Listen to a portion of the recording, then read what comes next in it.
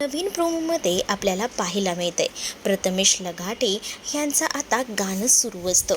गाणं सुरू असताना तिथेच सगळीच जण बसलेली असतात ती भावसंगीत ऐकत. तेव्हाच ना जय मागे असलेल्या सुभाष यांना समजावत असतो, तुमच्या मुली म्हणजे अगदीच ना तुमच्यासाठी लकी आहेत. म्हणजेच जेव्हा हे सगळं घडत होतं तेव्हा शरू तर सारखी म्हणत होती की आईबाबांना कसं सांगायचं, टेन्शन होतं. त्याचसोबत आसावरी तिलासुद्धा तुमची खूप जास्त काळजी होती. खरंच तुम्ही खूप जास्त नशीबवान आहात की तुम्हाला इतक्या चांगल्या मुली मिळाल्या आहेत, असंही आता म्हटलं जात असतं. जय जेव्हा हे सगळं बोलतो तेव्हा सुभाषचे डोळे भरून येतात आणि मग त्यांनासुद्धा कळतं की खरंच आपल्या मुली कशा आहेत त्या.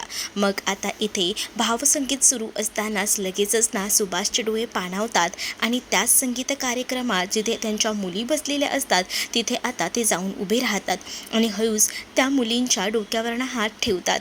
म्हणजेच आसावरी आणि त्याचसोबत शरूच्या त्या दोघीच एकदमच ना आता भावूक होतात आणि उठून उभ्या राहतात.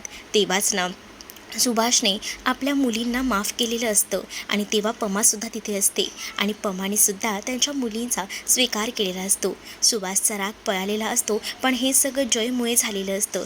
जय मागे उभं राहून हे सगळं बघत असतो आणि शरूची नजरसुद्धा जयला शोधत असते.